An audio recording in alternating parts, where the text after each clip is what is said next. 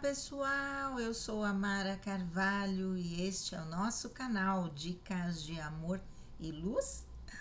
Eu trazendo aqui um texto que a minha querida Priscila me mandou, ela que tá lá batendo asa lá na Bahia, aproveitando um pouquinho de férias antes de retornar para a realidade aqui de São Paulo, né? E ela me mandou esse texto publicado numa página que também é nova para mim, Terapia Underline Interior. E é um texto do Alexandre Gruber e achei muito legal, dá para contribuir bastante. Perdoar os nossos pais pelas falhas do passado é curar o nosso presente. Olha isso, vamos lá. Não importa o quanto vamos dizer amar nossos pais ou cuidadores, todos precisamos aprender a perdoá-los, porque de maneira consciente ou inconsciente, todos guardamos mágoas, ressentimentos, decepções ou até mesmo marcas e bloqueios relacionados a essas figuras, mesmo que isso esteja no fundo de nossa consciência, longe de nossa percepção. É natural que isso aconteça porque ninguém é perfeito e eles também não eram, tal qual nós também não somos. Recebemos deles a educação e o exemplo de acordo com o que eles podiam oferecer, dada a educação que também tiveram, as experiências que passaram, a maneira com que enxergavam a vida. Muitos deram o seu melhor a nós e mesmo assim se equivocaram. Outros sequer se esforçaram para isso. Contudo, nós não podemos ser simplesmente o resultado da educação que tivemos ou o reflexo de nossos familiares. O perdão aos pais é mais do que uma verbalização, é um ato interno do reconhecimento dos seus limites, da compreensão das suas realidades e, acima de qualquer coisa, um ato de libertação nossa, de tomada de posse da responsabilidade pela nossa vida e por quem somos hoje. Ninguém nos molda para sempre, porque nós nos desconstruímos e reconstruímos constantemente. Perdoar nossos pais é nos dar liberdade para fazer crescer nossas asas e voar novamente. Todos merecem se dar essa chance. Isso não significa concordar com o que fizeram, mas se libertar da influência da dor. Deixa eu arrumar aqui um pouquinho, gente. Tá meio baixo.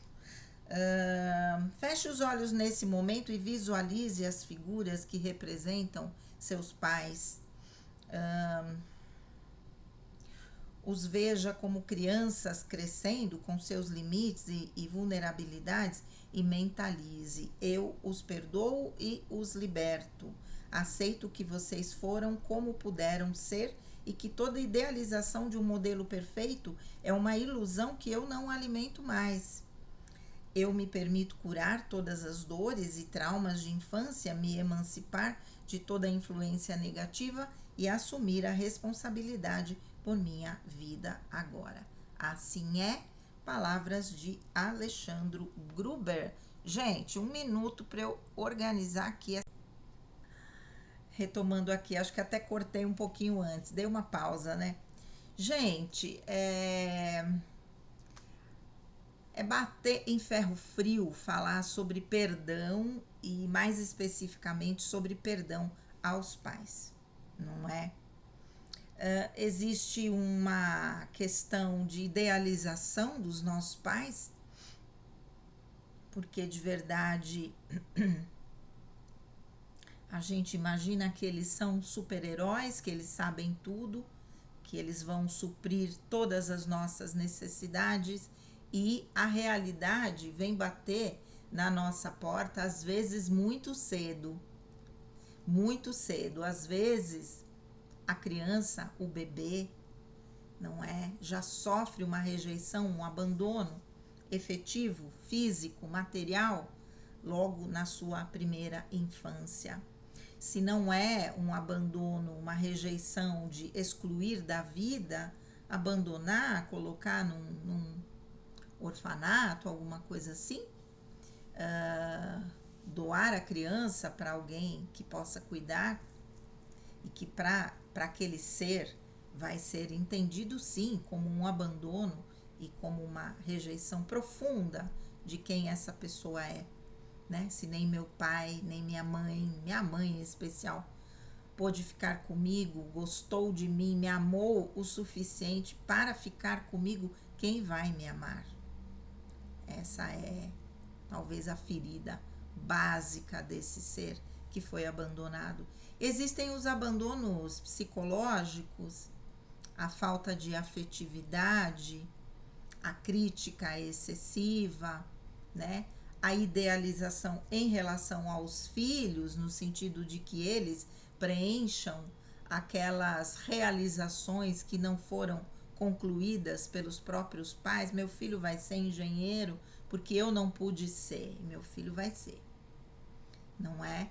E os filhos vão comprando esses sonhos que não são seus até o dia que precisam despertar, né, de ressentimentos que criaram por terem seguido esses caminhos que os pais impuseram de alguma maneira para não decepcioná-los. Essa pessoa, esse ser, vai lá e cumpre com aquilo, não é? E isso vai passando de geração para geração. Já contei para vocês num dos vídeos, o desejo maior da minha avó paterna era que um dos filhos fosse padre, uma das filhas fosse freira. Nenhum dos filhos realizou esse sonho, nenhum dos netos realizou esse sonho, mas uma bisneta, que é a minha filha mais velha, realizou esse sonho e foi freira durante 9 anos. Depois resolveu sair da vida religiosa por não concordar com muita coisa que via lá dentro. Mas existe aquele desejo, tá dentro da herança, né? Na memória celular, a gente vai herdando também os desejos não realizados da nossa família e que vem por meio dos nossos pais.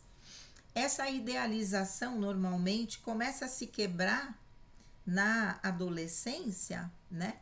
Quando os pais passam a não ser mais aqueles seres super-homem, super-mulher, que conseguia resolver todos os problemas e que eram a perfeição absoluta encarnada na Terra. A visão de Deus para um filho normalmente se dá através dos pais. E essa imagem idealizada começa a se quebrar, porque aquilo que o jovem adolescente entende como valores, muitas vezes vai na oposição direta ao que os pais estão tentando passar. Muitas vezes porque eles vêm para romper paradigmas, quebrar estruturas rígidas, ok?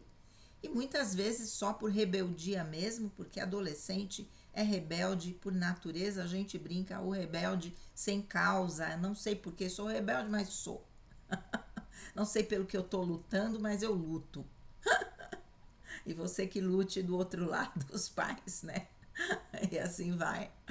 Mas é bem difícil, desafiador passar pela adolescência dos filhos, principalmente quando os filhos são muito pertinho um do outro. Eu que tive 3 filhas em 4 anos, falo de carteirinha, né? O que foi receber as bordoadas, né? Das minhas filhas questionando tudo. E você deixar de ser aquela pessoa que elas idealizam, não é? E receber essas projeções, provavelmente.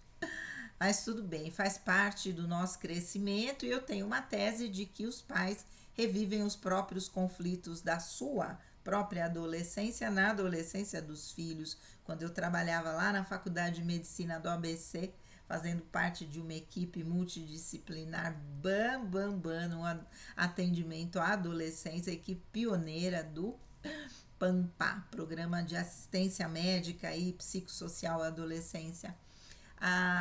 Trabalhando com os adolescentes e com os pais, que eu também fazia grupo de pais, eu comecei a perceber que os temas dos adolescentes e os temas da adolescência dos pais eram muito semelhantes. Então, existia sim uma projeção dos filhos nos pais e dos pais nos filhos, consequentemente, para se trabalharem ao mesmo tempo. Mas isso para quem tem esse conhecimento psicológico.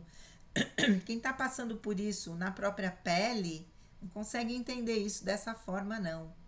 É briga em cima de briga, discussão em cima de discussão, né? Tentar levar para um lado mais positivo de crescimento, de argumentação da sua ideia contra a argumentação da minha ideia, aprender a defender a sua ideia, os seus valores, né? Isso tudo a gente deveria experimentar dentro de casa. Minhas filhas experimentaram um pouco, sim. Elas nunca foram tolhidas de falar aquilo que elas pensavam. A gente poderia não concordar, mas elas nunca foram tolhidas, porque, ai, não fala isso comigo, porque isso é desrespeito. Não tinha isso. Com o respeito, obviamente, mas não o tema que deveria ser abordado por ser desrespeito, não. Cada um tem direito a ter a sua própria ideia, né? E a gente que tem essa compreensão de que os seres são seres espirituais, estão filhos nesta encarnação, a gente sempre deu o direito da discórdia, né? Porque, inclusive, as filhas, no meu caso, poderiam ter argumentos que me convencessem de que elas estavam com a verdade naquela situação. Então a gente ouvia, eu e meu ex-marido, posso dizer isso, ele também fazia.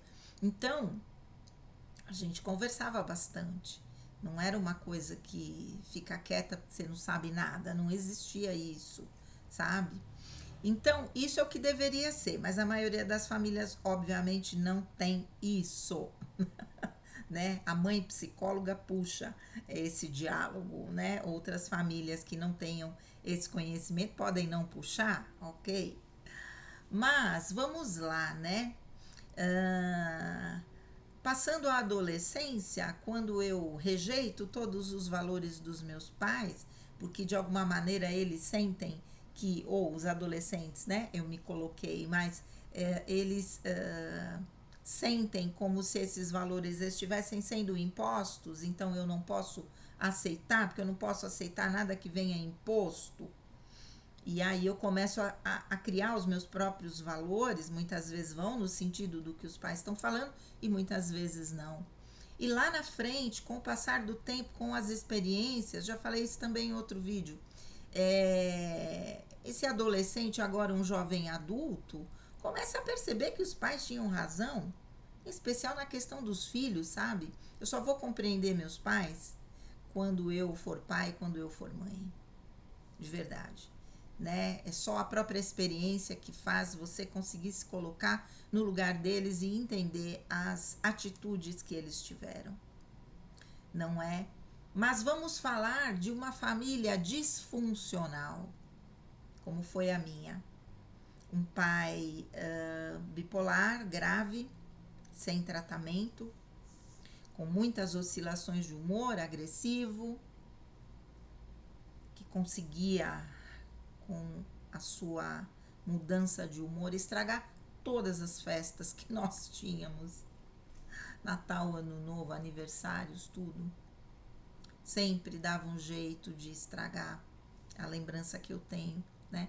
Uma mãe com muitos bloqueios na sua vida psíquica, muitos bloqueios, e sem capacidade de colocar, sem poder pessoal para colocar a sua opinião, sempre sucumbindo ao que os outros diziam, a família, os pais, os irmãos, ao meu pai mesmo, não é? E isso foi criando uma série de situações de estresses altíssimos que culminaram com ela aos 39 anos de idade tendo um AVC que roubou metade do seu cérebro. Eu, na época, tinha 14 anos, meu irmão mais velho, 16, a minha irmã, depois de mim, 12, e a nossa caçula tinha 6. Eu, como filha mais velha, fui obrigada a trocar de papel e a conviver, primeiro com os afazeres domésticos da noite para o dia. A partir de hoje é você que se incumbe. Como assim? Eu não sei nada, minha mãe não tinha ensinado nada, porque como minha mãe foi meio escrava da minha avó, de verdade, ela não queria que a gente passasse por isso. E no fim foi algo difícil, porque da noite para o dia a gente teve que aprender, né? Eu e minha irmã, mais eu por ser a mais velha. E as responsabilidades maiores ficaram por minha conta por ser a filha mais velha, não é? E trocando de papel, a gente passa a... Primeiro que eu tinha 14 anos, minha mãe teve o AVC no dia que eu tinha conseguido um alvará para ir no meu primeiro bailinho de garagem na minha época, na esquina de casa, e ela sofreu o AVC e obviamente eu não pude sair, né? E isso já foi uma marca grande na minha vida, como um cerceamento à minha liberdade, e o que viria depois, efetivamente, a todo cerceamento à minha liberdade, né? E conflitos intensos, numa ambivalência imensa, porque aquela mãe que eu conhecia não existia mais. No lugar veio uma mulher extremamente agressiva, pelas sequelas desse AVC muito extenso, demorou 7 anos para voltar a andar de cadeira de rodas. Eu tinha que dar banho, eu tinha que trocar fralda. São cenas que eu não me recordo mais, cenas que a minha mente deletou. Algumas cenas só eu mantenho, mas existia essa ambivalência muito grande, porque ao mesmo tempo um amor porque era minha mãe, e por outro lado uma rejeição absoluta da mulher que ela se tornou, amarga, agressiva, e com a qual a gente tinha que conviver no dia a dia, e ainda cuidar, e ainda oferecer amor, e ainda dentro de uma base de respeito absoluto. Nunca ergui a voz para minha mãe. Nunca. Não sei se me orgulho ou se me sinto covarde em alguns momentos, mas na maior parte do tempo eu sinto orgulho, porque eu sofri calada, mas eu não desrespeitei a minha mãe. Nunca. Mas conviver com essa ambivalência pelo amor à mãe, e talvez até a mãe idealizada ainda, mas e a revolta por ter que passar por isso, por se sentir cerceada na sua liberdade, foi um conflito que eu vivi durante toda a minha vida, até que a minha mãe se foi, com certeza absoluta. Porque mesmo que eu já não estivesse tão cerceada, quando eu mudei para Cotia, minhas irmãs abraçaram, né, os cuidados com ela, eu ia só visitar, ela já estava numa clínica, ela passou os últimos 6 anos numa clínica, e nós cuidamos dela durante 30 anos. Repetindo a história para quem está ouvindo pela primeira vez. E então, mas no primeiro momento, quando eu mudei para Cotia, eu estava sem minhas filhas, que tinham a vida delas lá em Santo André, e quando eu mudei, eu não podia fazer com que elas abrissem mão de tudo que elas já tinham conquistado lá, em termos de trabalho, de estudo, noivo, namorados. E eu não me sentia no direito de fazer com que elas abrissem mão disso, e vim para Cotia sozinha, eu e meu marido, que faleceu. E comecei uma vida nova aqui. Mas aqui estar com o tempo livre sem ter ninguém para cuidar naquele momento foi extremamente estranho, porque eu não sabia o que fazer com o tempo livre. Logo, obviamente, como eu montei consultório aqui, eu fui, meu consultório foi se desenvolvendo e logo eu estava aí com a agenda cheia e trabalhando na prefeitura, então já não tinha mais o tempo tão livre. Quando veio a pesquisa dos florais, menos ainda, mas os primeiros momentos, sei lá, um mês, 2 meses, foram muito estranhos, porque eu nunca tinha tido esse tempo para mim. Nunca tinha tido esse tempo para mim. E foi interessante, mas a gente vai, como se diz, ressignificando tudo na vida, não é? E meu pai, como meu pai, 5 anos depois do AVC da minha mãe, ele nos abandonou, eu fiquei 30 anos sem ver meu pai. Fui vê-lo 2 meses antes dele falecer e não tinha vontade. E naquele dia a gente resolveu ir, minhas irmãs iam. Você não quer ir dessa vez? Toda vez eu falava, não, não quero. Falei, eu vou, dessa vez eu vou. Mal sabia, né? Que na verdade a gente estava indo praticamente para se despedir dele. E foi muito bom, porque eu não fiquei com o remorso de não ter ido visitar meu pai antes que ele se fosse. Mas nesses momentos de transmutação, relembrando muita coisa desse passado e deletando outras, né? Para que a gente possa viver nesse eterno presente da quinta dimensão. Tive aí uma catarse, como eu já disse, e muito forte, de um conteúdo que eu não queria mexer, mas que a espiritualidade fez com que viesse à tona, que foi um suposto abuso sexual que eu provavelmente sofri. Não foi um estupro, mas foi um abuso.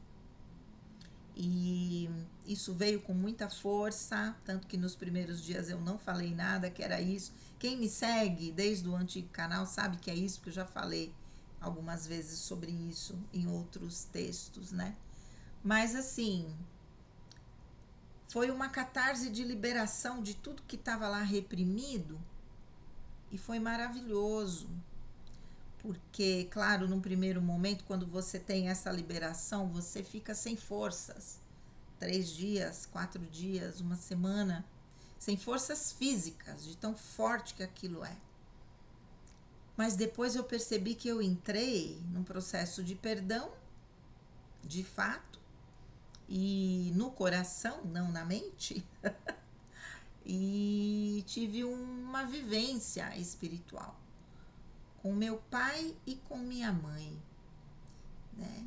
E depois caiu uma ficha também que, como já atendi vários casos assim, em que a pessoa sofre algum tipo de violência.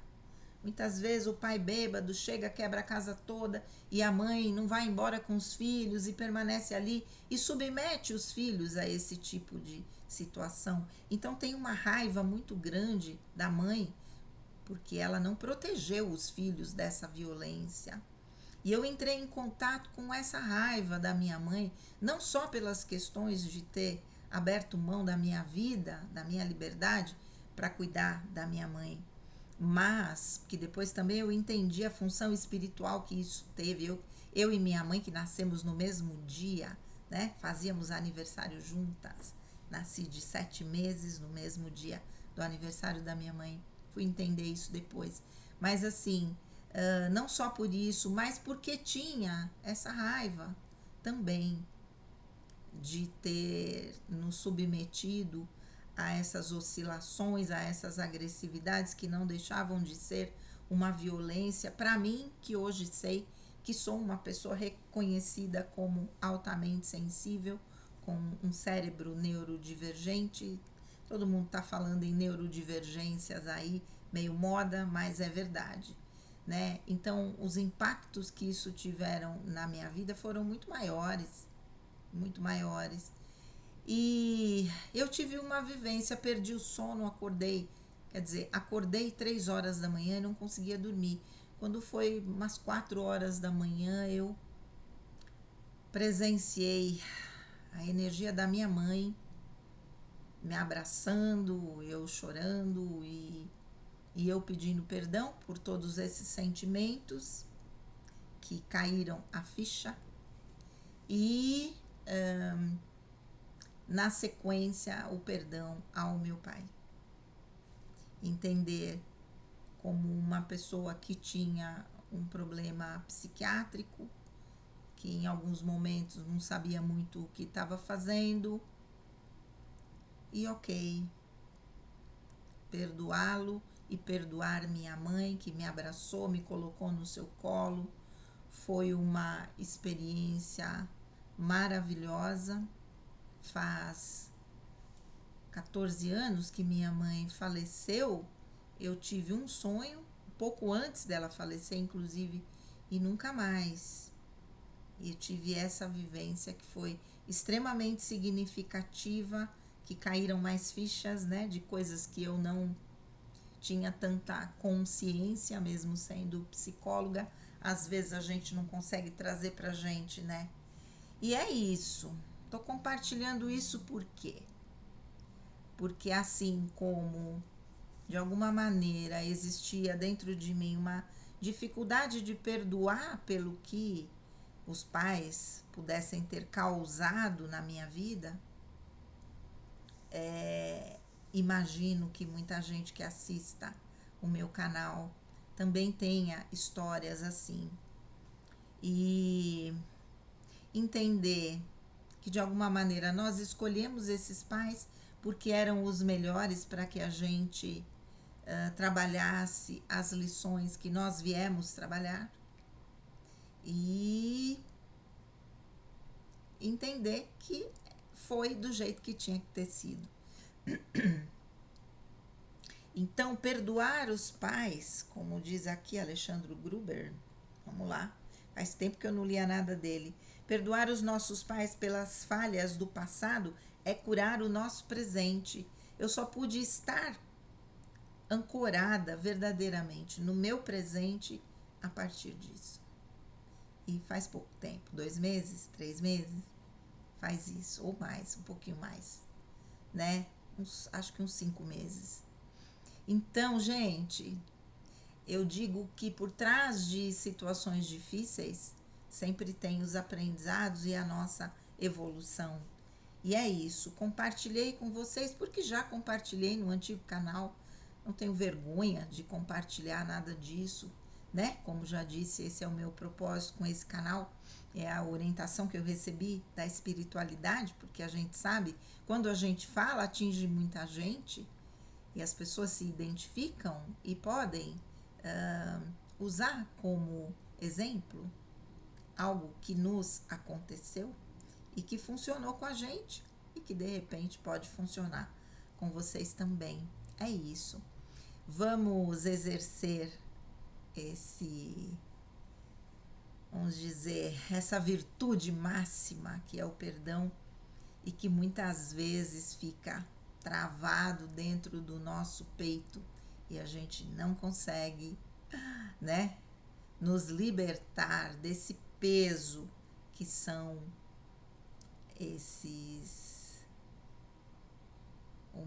essas lembranças, né, que vão ficando lá guardadas sem nem que a gente lembre disso, certo? Eles deram o que para eles foi o melhor. Pode não ter sido o nosso melhor. Hoje eu sou mãe, eu sou avó, eu também dei o meu melhor, mas também não foi o perfeito. E sei muito bem disso, né? Então, vamos lá. Que na vida a gente só leva o amor. E o perdão é um bracinho do amor, com certeza absoluta. Um grande beijo, fiquem com Deus e namastê.